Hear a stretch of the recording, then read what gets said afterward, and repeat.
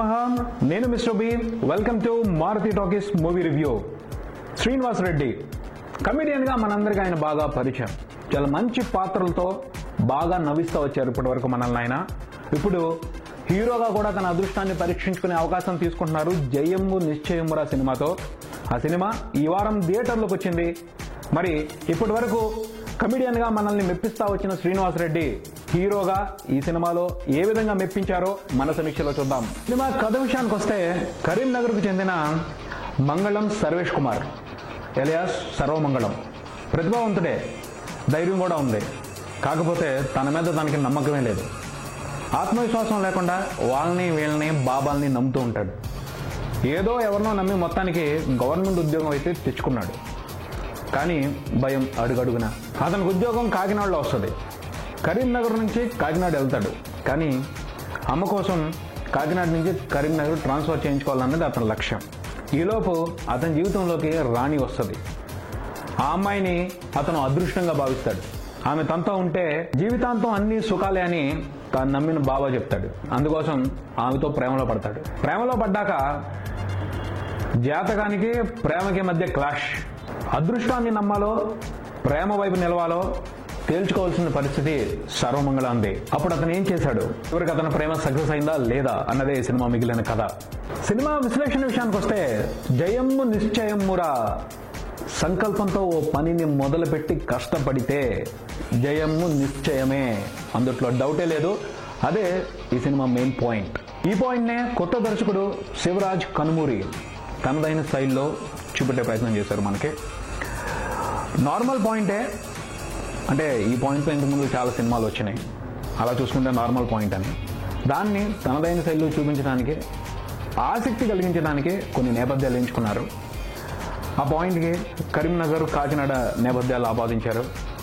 అలాగే హీరో క్యారెక్టర్లో 2 వేరియేషన్స్ని చూపెట్టారు. ముందు భయస్తుల్లా ఉంటాడు, ఆ తర్వాత ధైర్యవంతుల్లా మారతాడు, అపజయాలన్నింటినీ జయిస్తాడు. తర్వాత గవర్నమెంట్ ఆఫీస్ అట్మాస్ఫియర్, ఒక మున్సిపల్ ఆఫీస్ ఎలా ఉంటుంది, అందులో ఎంప్లాయీస్ వాళ్ళ మనస్తత్వాలు వాళ్ళందరూ ఎలా ఉంటారు, వాటన్నింటినీ తీసుకుని దర్శకుడు ఈ కథను అల్లుకున్నాడు.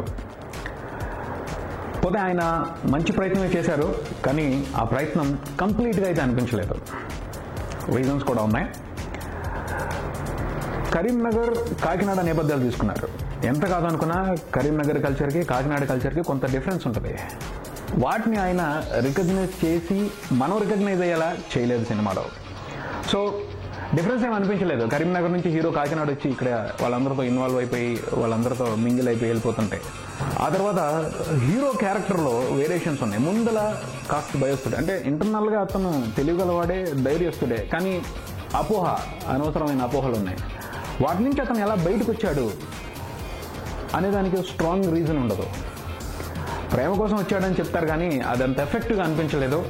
గవర్నమెంట్ ఆఫీస్ అట్మాస్ఫియర్, మంచి మంచి క్యారెక్టర్ని రాసుకున్నారు దర్శకుడు ఆ ఆఫీస్ నేపథ్యంలో.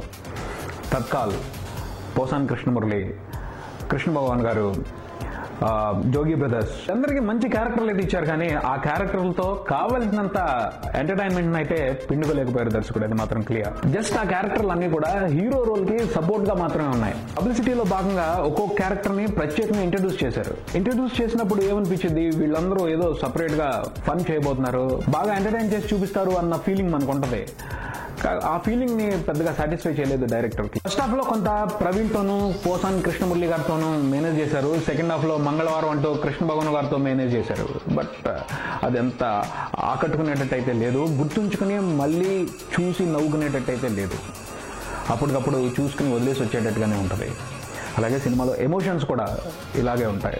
స్ట్రాంగ్గా మనసుకు పట్టి మనతో పాటు ఇంటి దాకా వచ్చేటైతే లేవు. చెప్పుకోవాలి అంటే డైరెక్టర్ మంచి ఆలోచనలే చేశారు, కానీ వాటిని జనాలకు చూపించడానికి ఆయన వేసుకున్న క్యాలిక్యులేషన్స్ అన్నీ కరెక్ట్గా వర్కౌట్ అవ్వలేదనే చెప్పాలి. సినిమాలో హీరో క్యారెక్టర్ ద్వారా ఒక ఎమోషన్ని జనరేట్ చేసి దాన్ని ఇంటర్నల్గా డ్రైవ్ చేస్తూ మిగతా క్యారెక్టర్స్తో కామెడీ చేయించాలన్నది ఆయన ప్రయత్నం, కానీ కామెడీ ఫెయిల్ అయింది. రెగ్యులర్గా అంటే ఫ్రెష్గా అనిపించలేదు కామెడీ. ఫస్ట్ హీరో హీరోయిన్ మధ్య ఉండే ప్రేమకు సంబంధించి కూడా డైరెక్టర్ క్లారిటీగా ఓ ఎమోషన్ని జనాలందరూ ఏర్పాటు చేసుకునే అవకాశాన్ని ఇవ్వాల.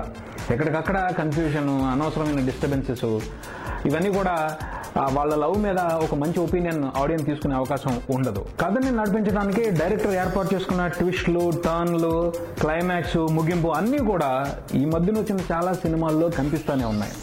కథ కోసం ఎంచుకున్న నేపథ్యంలోనూ పబ్లిసిటీలోనూ కనిపించినంత ఫ్రెష్నెస్ సినిమా ఫ్లోలో కనిపించలేదు. అది ఈ సినిమాకి సంబంధించి బాగా డిసప్పాయింట్ చేసిన అంశం అని చెప్పుకోవాలి. సాంకేతిక విభాగాల విషయానికి వస్తే కెమెరా పనితనం బాగుంది, పాటలు పర్వాలేదు, ఒక్క పాటే చాలా బాగుంది, పాపం పసివాడే అనే పాట మాత్రమే.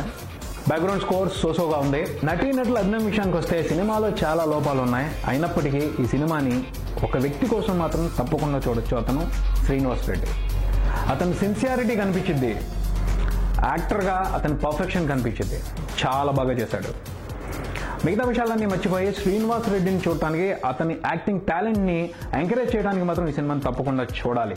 అమాయకుడిగా అపనమ్మకంలో బతికే వ్యక్తిగా ఒక వేరియేషన్ చూపిస్తూ, తెలివితేటల్ని ఎంత చాకచక్యంగా ఉపయోగించో, ఎంత స్మార్ట్గా ఉండొచ్చో మరో వేరియేషన్ చూపిస్తూ చాలా బాగా నటించాడు. And very sincere acting from Srinivas Reddy.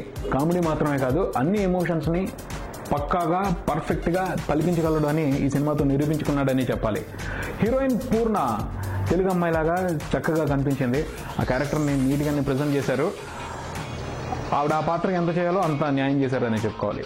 ఆ తర్వాత కృష్ణ భగవాన్ గారు, పోసాని కృష్ణమురళి గారు, ప్రవీణ్, జోగి బ్రదర్స్ వీళ్ళందరూ వాళ్ళ అవకాశాన్ని బట్టి బాగానే నటించారు. కాకపోతే కామెడీకి సంబంధించి రైటింగ్ సరిగ్గా రాయలేదు. సో అనుకున్నంత కామెడీ పండలేదు. వీళ్ళు కాకుండా మిగతా నటీనటులందరూ వారి పాత్రలు తగ్గట్టు బాగానే చేశారు. మొత్తంగా చెప్పుకోవాలి అంటే ఈ జయమ్ము నిశ్చయమ్మురా సినిమా మంచి ప్రయత్నమే కానీ గుర్తు పెట్టుకునే ప్రయత్నం అయితే కాదు. చూసి పర్వాలేదు అని వదిలేసే ప్రయత్నమే. కామెడీ వర్కౌట్ అవ్వకపోవడం మూలంగా, ఎమోషన్స్ టచింగ్గా లేకపోవడం మూలంగా చాలా వరకు సినిమా బోర్ కొట్టింది. అయినప్పటికీ శ్రీనివాస్ రెడ్డి కోసం అయితే ఈ సినిమాను ఒకసారి తప్పకుండా చూడొచ్చు. జయమ్ము నిశ్చయమ్మురా సినిమాకి నేను ఇచ్చే రేటింగ్ ని సినీబీ మూవీ రేటింగ్ యాప్ లో చూసి తెలుసుకోగలరు. మీరు కూడా ఈ సినిమాని సినీబీ యాప్ లో రివ్యూ చేయండి. మరో రివ్యూతో మళ్ళీ కలుద్దాం. Subscribe and keep watching Maruthi talkies. For me mister B. Thank you.